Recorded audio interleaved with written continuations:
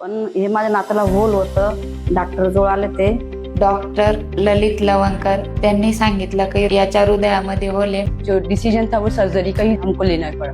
माझा मुलगा पूर्वेश भैया आहे, त्याला हृदयाचा त्रास होता, म्हणजे होल होतं आणि आता तो एकदम व्यवस्थित आहे. आणि हे ऑपरेशन किम्स मानवता नाशिक या ठिकाणी करण्यात आलं. माझा मुलगा 8 वर्षाचा झालेला आहे. लहानपणी त्याला VSD प्रॉब्लेम डिटेक्ट झाला होता. वय वर्ष 13, याला जन्मता VSD होतं. ललित लवणकर सरांच्या संपर्कात गेल्यानंतर त्यांनी आम्हाला खूप छान पद्धतीचं या VSD क्लोजरचं मार्गदर्शन केलं.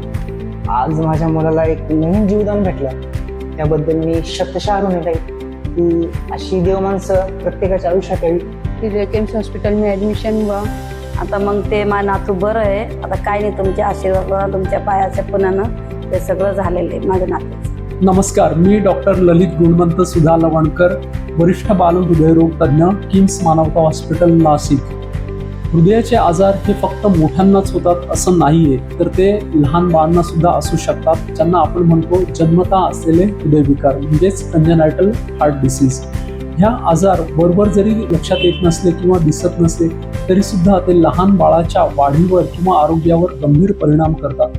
ह्यामध्ये आढळून येणारे प्रामुख्याने लक्षणे अशी असतात की बाळाची श्वासाची गती जोरजोराने होणे, म्हणजे बाळाला धाप लागणे, दूध पिताना त्रास होणे, किंवा बाळ जेव्हा ब्रेस्ट फिडिंग करत असेल त्यावेळेस त्याच्या कपाळावर घाम येणे, किंवा बाळ दूध ओढताना मध्येच थांबतोय, थकतोय, थोड्या वेळानंतर थोडं रेस्ट घेऊन पुन्हा दूध पिण्याचा प्रयत्न करतोय, आणि जेणेकरून की बाळाचं वजन वाढत नाहीये. अशी जर काही लक्षणं असतील तर निश्चितच त्या बाळाला जन्मता असलेल्या हृदयरोगाचा धोका अधिक असतो, आणि त्या बाळाची तपासणी, हृदयाची तपासणी बाल हृदयरोग तज्ज्ञ यांच्याकडनं होणं अतिशय गरजेचं आहे, की जेणेकरून आपल्याला जर हृदयाचा जर कुठला आजार असेल तर तो आपल्याला वेळेतच समजेल आणि त्यावर आपण वेळेतच उपचार सुरू करू.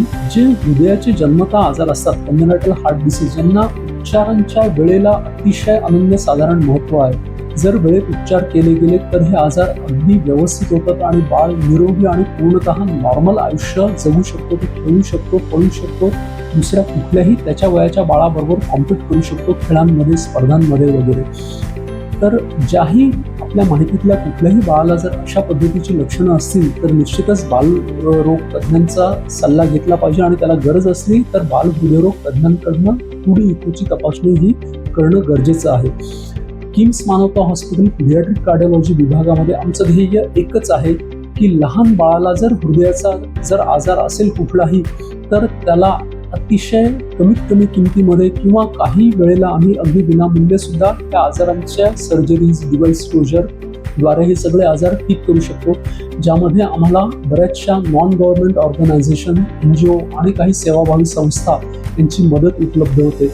गेल्या 8 महिन्यांमध्ये आम्ही 150हून अधिक लहान बाळांच्या हृदयरोग शस्त्रक्रिया यशस्वीरित्या केलेल्या आहेत, ज्यामध्ये छोट्या बाळाचं वजन अगदी 2 किलो 300 ग्रॅम वजनापासून ते मोठ्या माणसांपर्यंत जे सुद्धा जन्मता असलेल्या हृदयविकारांचे पेशंट्स रुग्ण होते आणि जे आज अगदी निरोगी आयुष्य जगत आहेत. किम्स मानवता हॉस्पिटल पीडियाट्रिक कार्डिओलॉजी डिव्हिजननी आम्ही नाशिक जिल्ह्यातील विविध तालुक्याच्या ठिकाणी किंवा विविध गावांमध्ये जाऊन फ्री आरोग्य शिबिर आयोजित करतो, ज्यामध्ये लहान बाळांची पुढील इकोची तपासणी ही पूर्णतः मोफत केली जाते. त्यामध्ये ज्याही बाळांना हृदयरोग, जन्मता हृदयरोग जर असतील तर त्यांना किम्स मानवता हॉस्पिटल नाशिक येथे ॲडमिट करून ते ऑपरेशन्स केले जातात, आणि हे सगळ्या NGOच्या सपोर्टने आणि मदतीच्या बरोबर शक्य आहे. तर आमचं ध्येय एकच आहे, नवजात शिशू ते वयस्कर माणसं ज्यांनाही हृदयाचा आजार आहे, जन्मजात विकार आहे, त्यांना अतिशय निरोगी आणि नॉर्मल आयुष्य हे देणं, मग तो आर्थिक परिस्थिती त्याची कशाही पद्धतीची असो, आम्ही आमच्या NGOच्या मार्फत मदत निधीतनं ही ऑपरेशन्स करू शकतो. धन्यवाद.